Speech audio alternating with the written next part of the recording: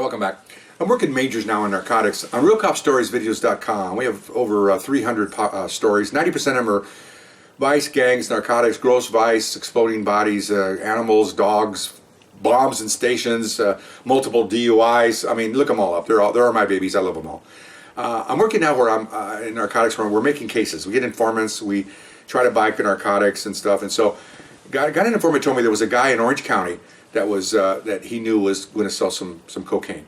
So we set up a meet. And this is how it goes. We set up a meet over here off in a town called Costa Mesa. I think that's what it's called. And at one of the popular, I think it was a Denny's or something. So we drive down there, right? So I'm going to meet the guy, a Caucasian guy, and he's a big talker. You know, he's got the the straw shoes with no socks.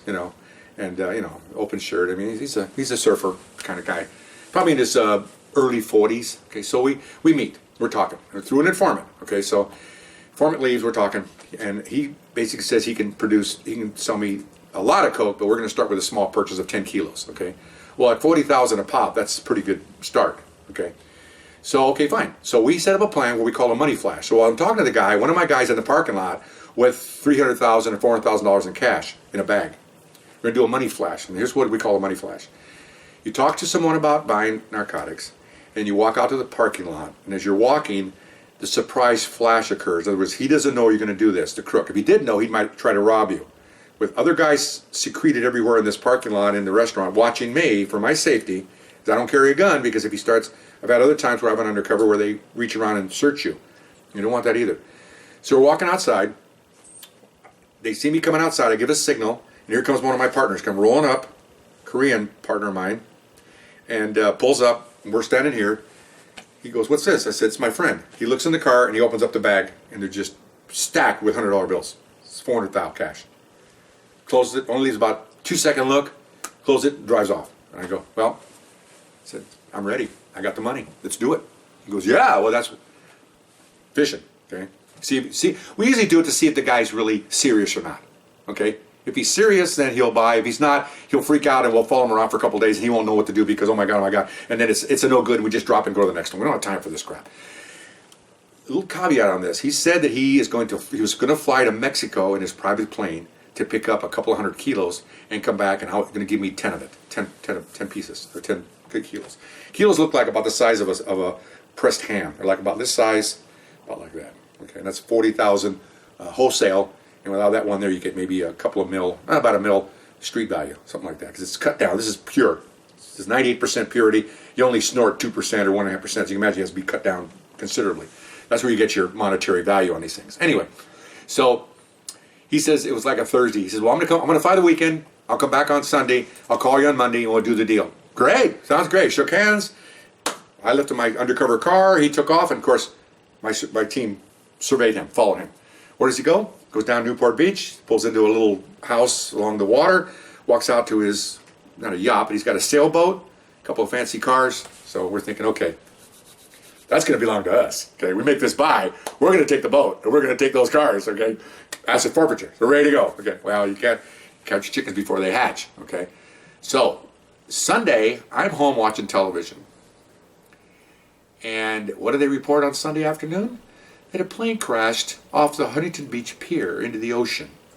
And they found one guy dead and a lot of cocaine in the plane. And I'm looking at this on TV and I'm going, oh my gosh, that's my guy. It's got to be. What are the odds of that not being my guy? Oh, okay, so I call my boss. He says, okay, tell you what, why don't you call them Monday morning and go down there and see what's going on. I said, okay, fine. So Monday morning, man, I couldn't wait to, I called in. They weren't in at 7. They finally, they're in at 8 o'clock. So I call, yeah, come on down. So I go down there. And I walk in, and a bunch of really nice guys. It's Orange County. I don't know if it was a sheriff, Newport Beach task force kind of guys. Real nice though. We're all narcs, And I walk in. How's it going? And I go, please tell me it isn't this guy. I open up my folder like this. And they go, that's him. He goes, is he dead? Oh yeah, he's dead. So they go, So I told him the story, and they go, oh. I said, yeah.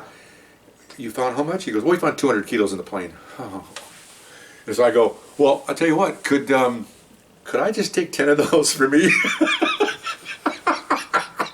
No, you're not. No, you're not. They're arguing over that. I go, come on, you guys, give me a break here. Because I told them I had all the case. I mean, I was working this thing. It wasn't as if I just going to walk in and claim, no, I can't do that. It's, okay, fine. So he goes, and I said, what's happening today? Oh, he says, they're already there.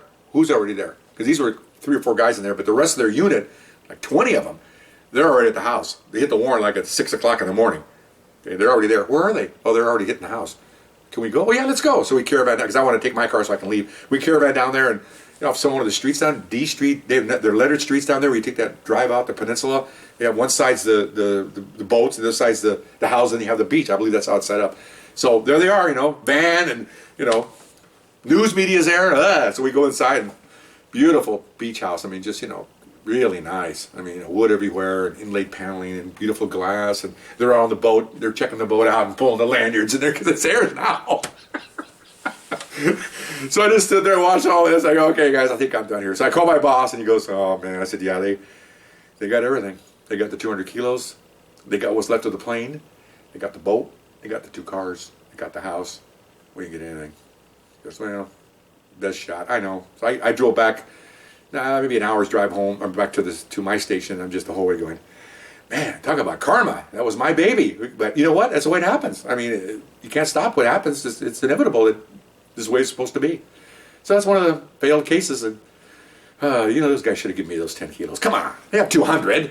What would it hurt them to give me those 10? They were mine.